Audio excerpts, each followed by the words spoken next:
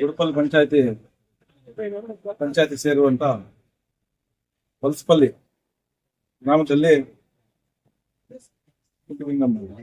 ಮಾರಮ್ಮ ಬಾಯಕೊಂಡಗಂಗಮ್ಮ ದೇವಸ್ಥಾನಕ್ಕೆ ಎಲ್ಲ ನಮ್ಮ ರೈತ ಬಾಂಧವರು ಬಂದು ದೇವಸ್ಥಾನ ಹೊಸದಾಗಿ ಕಟ್ಟಬೇಕು ಅಂತ ಕೇಳಿದಾಗ ನಮ್ಗೆ ರೈತರ ಒಂದು ಆರೋಗ್ಯ, ರೈತರ ಒಂದು ಆಶೀರ್ವಾದ ಬೇಕು ಅಂತೇಳಿ ದೇವಸ್ಥಾನ ಕಟ್ಟಕ್ಕೆ ನನ್ನಿಂದ ಆದಷ್ಟು ನಾನು ಸಹಾಯ ಮಾಡ್ತೀನಿ ಅಂತ ಹೇಳಿದ್ದೆ.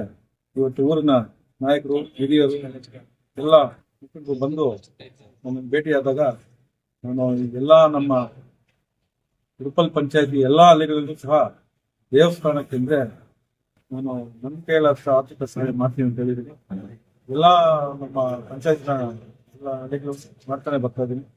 ಇವತ್ತೇನಂದ್ರೆ ನಮ್ಮ ರೈತರು ಊರಂದ್ರೆ ಒಂದು ದೇವಸ್ಥಾನ ಇರ್ಬೇಕು.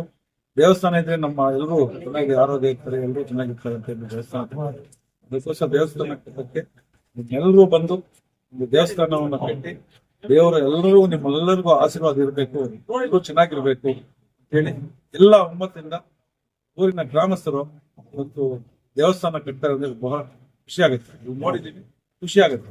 ಇವರೆಲ್ಲರ ಒಂದು ಒಗ್ಗಟ್ಟಿನಿಂದ ಇವತ್ತು ದೇವಸ್ಥಾನ ಕಟ್ತಾ ಇದ್ದಾರೆ. ಎಲ್ಲರೂ ಒಂದೇ ಅಂತೇಳಿ ಇವತ್ತು ದೇವಸ್ಥಾನ ಕಟ್ತಾ ಇದ್ದಾರೆ.